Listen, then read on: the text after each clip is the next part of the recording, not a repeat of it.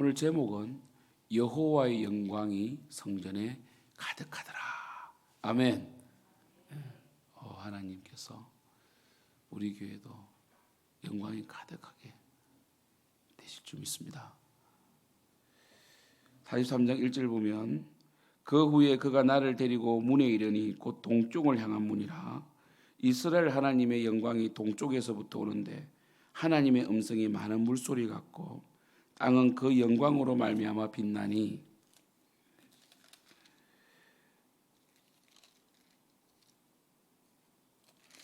그 모양이 내가 본 환상 곧 전에 성읍을 멸하러 올 때에 보던 환상 같고 그 발 강가에서 보던 환상과도 같기도.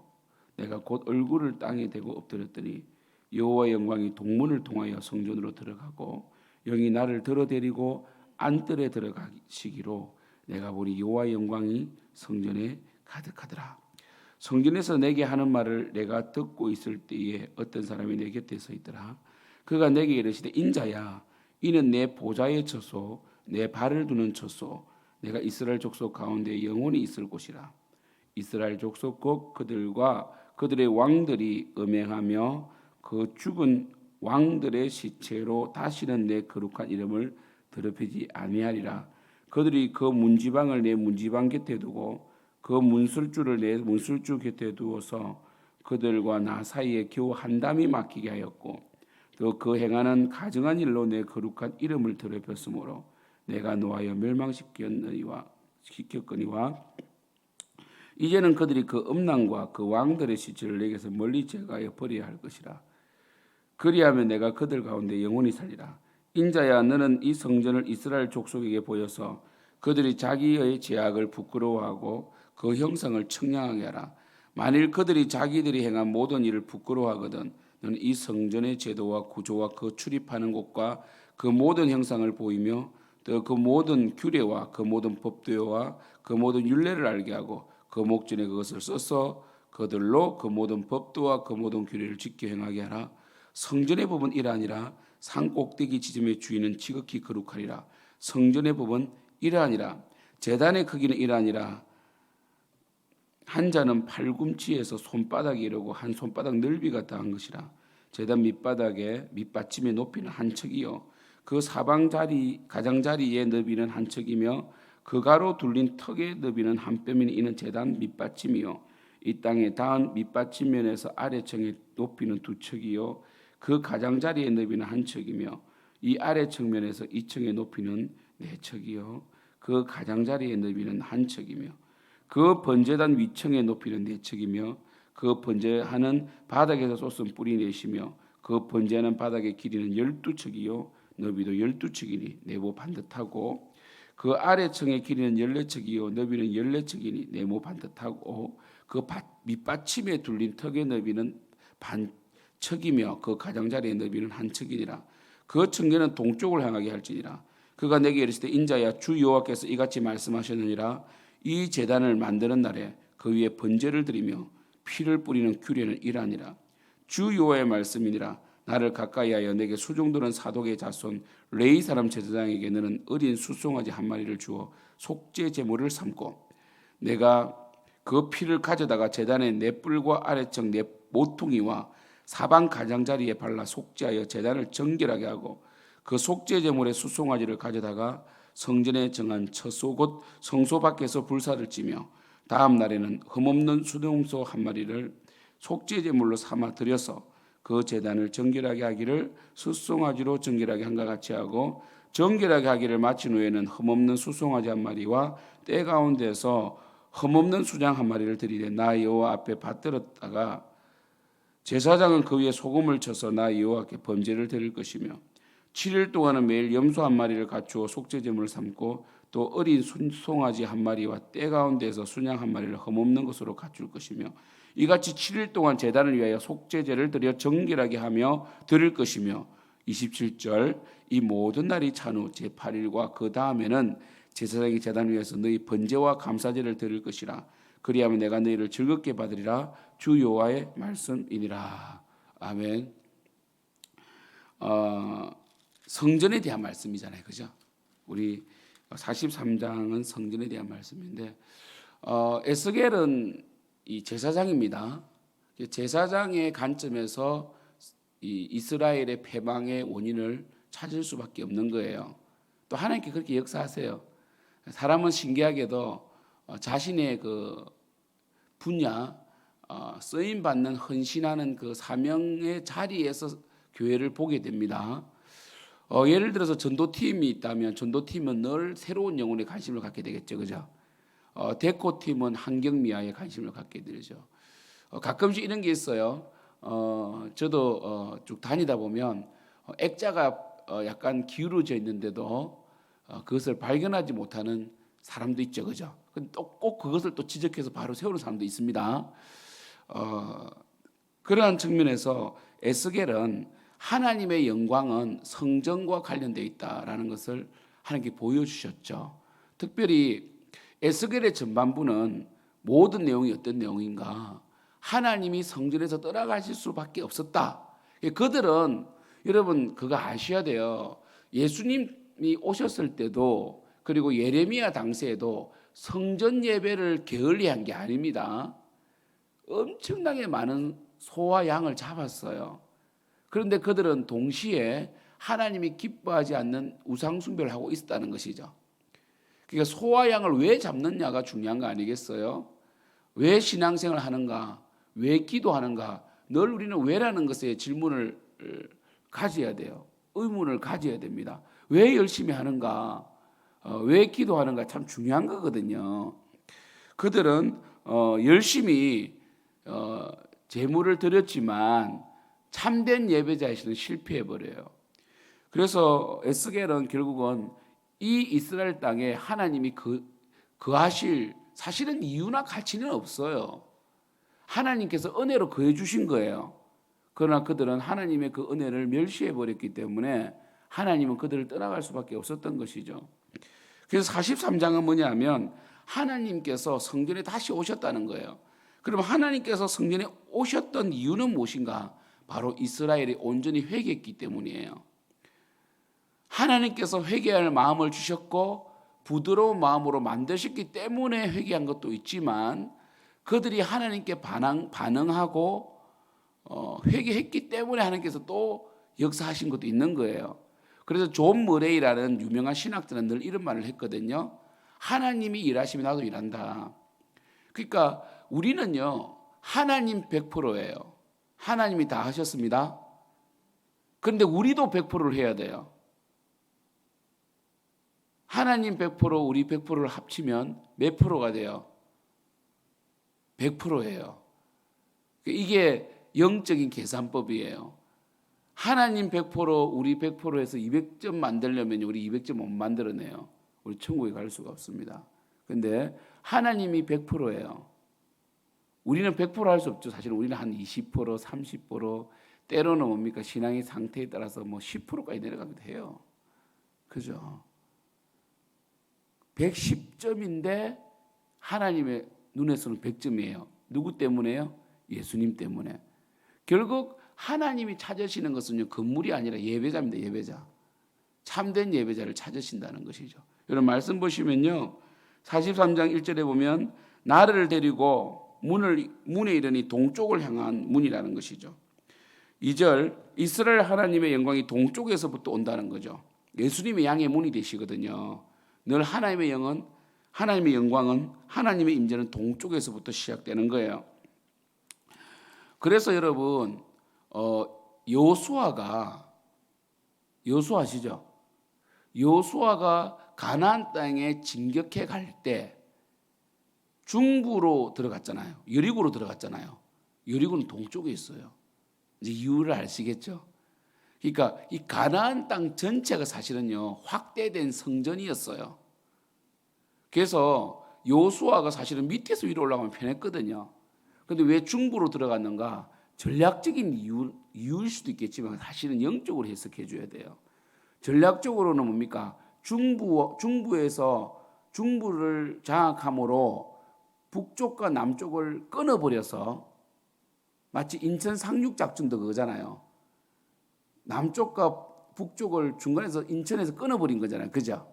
보급률을 끊고 위로 진격하고 아래로 고립돼서 양각이라고, 요즘 아이들이 게임 용어로 양각이라고, 양쪽에서 여러분 아이들에게 물어보세요. 그러니까 양각이 뭐니? 이러면 다 압니다. 양쪽에서 공격하는 거거든요. 전략적이지만 지혜롭지만 영적인 거 연결되어 있어요. 왜요? 지혜는 하나님께 주시는 거잖아요, 그죠? 여호수아가 왜 중부를 치고 들어갔냐면 이 가나안 땅 자체가 성전이고 동쪽으로 하나님 영광이 들어가 줘야 됩니다. 언약궤가 동쪽으로 들어가야 된단 말이에요. 이해되시죠? 그래서 동쪽으로 들어가신 거예요. 3절 그 모양이 내가 본 환상 곧 전에 성읍을 멸하러 올 때에 보던 환상 같고 그발 강가에서 보던 환상과도 같기도 내가 곧 내 얼굴을 땅에 대고 엎드렸더니 하나님의 임재 앞에는 우리 겸손해지고 무릎을 꿇어야 됩니다. 납작 엎드려주기를 축복합니다. 그래서 여러분 교회에서는요, 우리 하박국 선지자가 뭐라고 그랬어요? 한번 찾아볼까요? 참 이런 말씀 너무너무 중요한 말씀이거든요. 하박국 찾아봅시다. 구약 1303페이지를 찾습니다. 하박국 2장 20절을 보십시오. 구약 1303절 3페이지 하박국 2장 20절. 하박국 2장 20절입니다.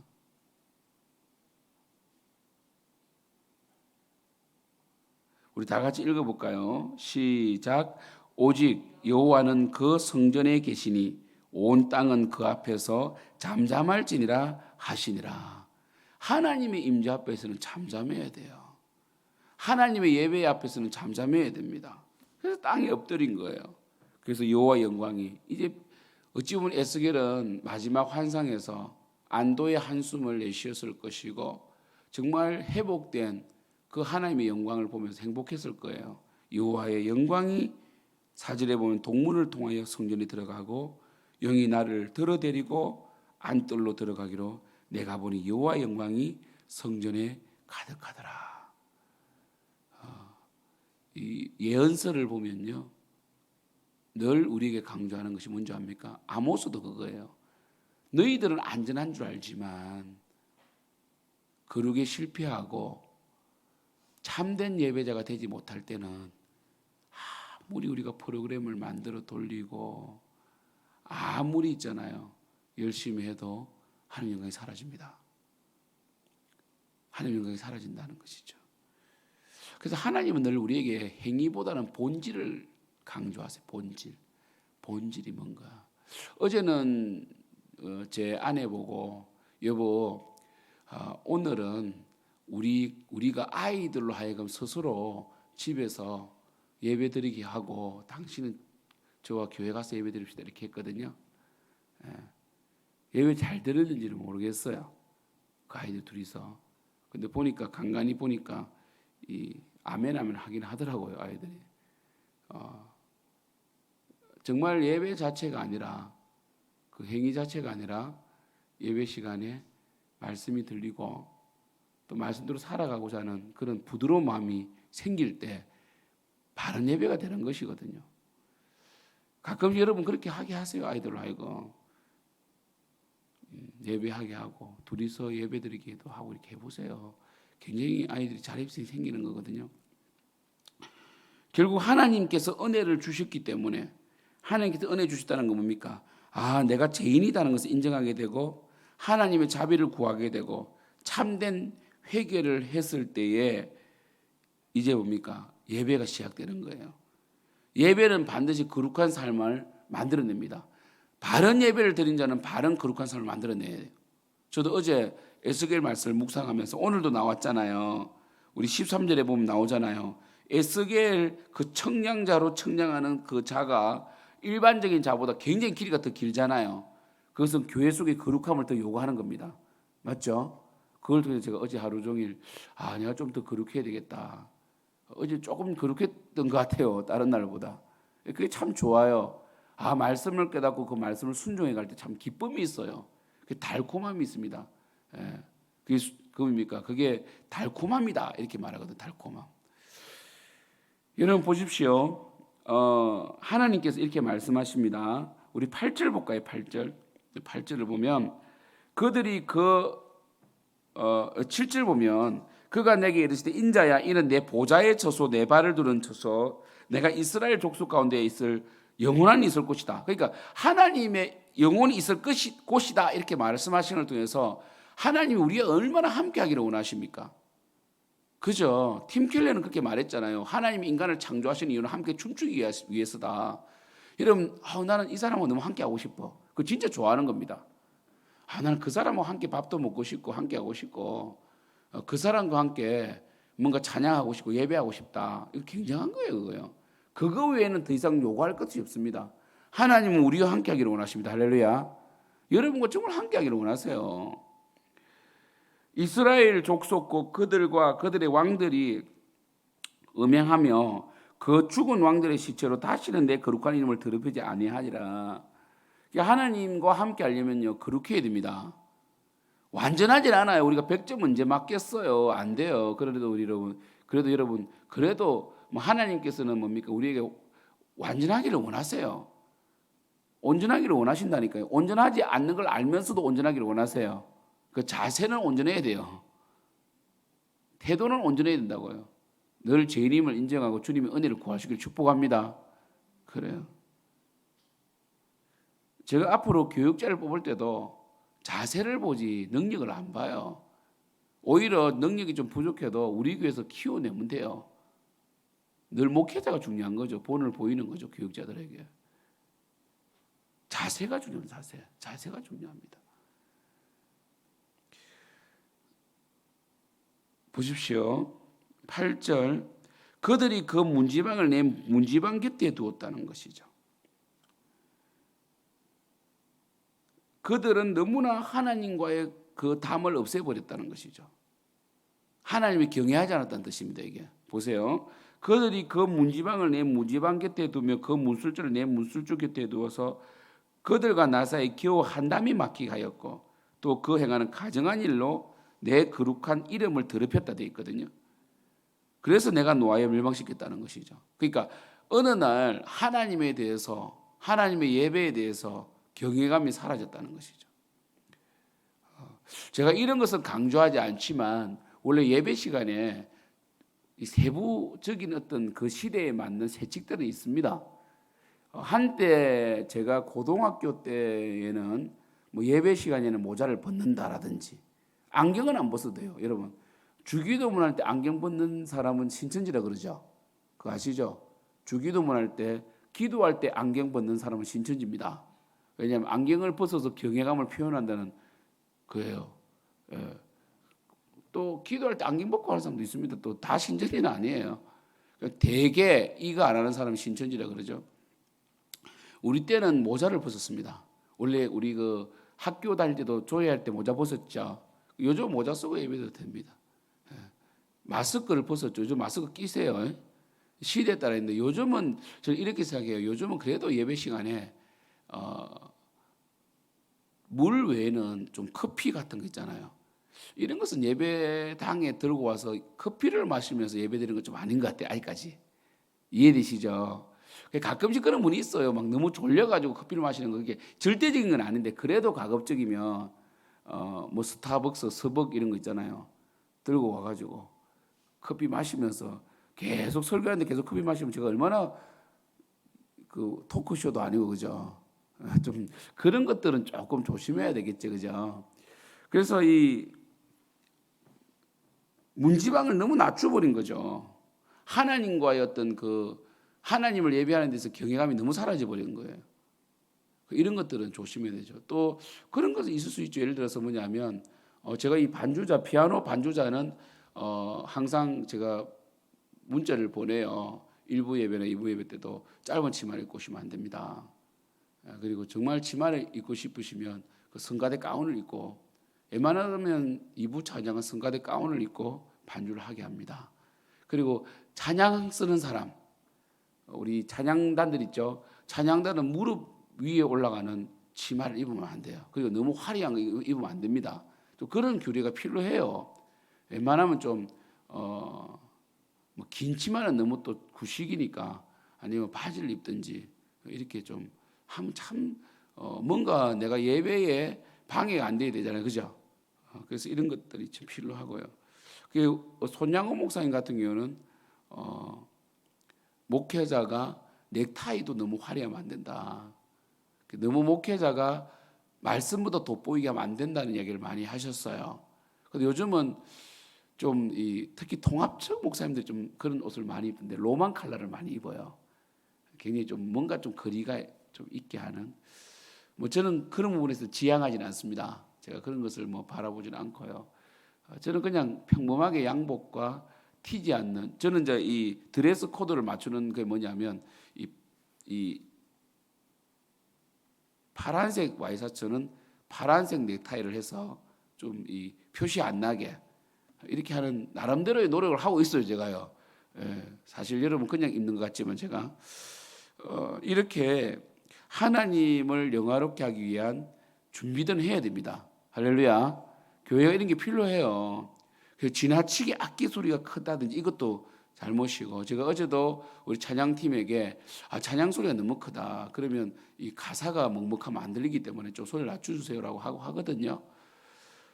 주님만이 영광을 받으셔야 됩니다. 할렐루야. 그래서 우리는 교회 속에 있잖아요. 뭔가 뭐 까다로운 규칙을 만드는 것이 아니라 합리적인 부분에 있어서 그 문지방을, 하나님과의 문 사이를, 담 사이를 좀 경계를 둘 필요가 있어요. 선악과는 분명한 경계거든요. 피조물과 창조주 사이에. 그쵸? 예배 드릴 때도 경계들은 있어야 돼요. 그래서 웬만하면 여러분, 지금 우리 교회가 지금 한 35명밖에 못 앉아요. 사회적 거리두기 때문에. 이제 빨리 오지 않으면 이제 영상으로 가셔야 되는데, 참 우리 교회가 이런 날이 올 줄 알았겠습니까, 여러분? 그죠? 그래서 좀 예배 시간도 늦고 이런 것들은요, 조금 하나님에 대해서 좀 미안해해야 됩니다. 예배 시간은요, 우리 교회 예배는 10시 50분부터 찬양이 시작되잖아요.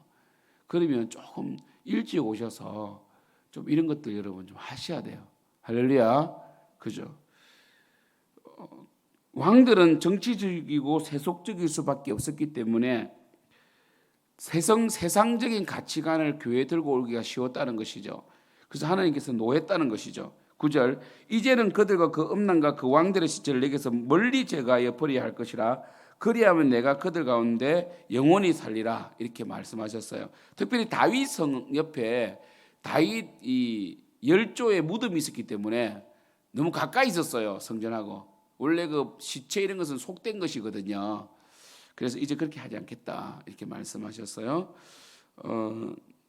그리고 11절 보세요. 10절, 인자야 너는 이 성전을 이스라엘 족속에 보여서 그들이 자기의 죄악을 부끄러워하고 그 형상을 청량하게 하라.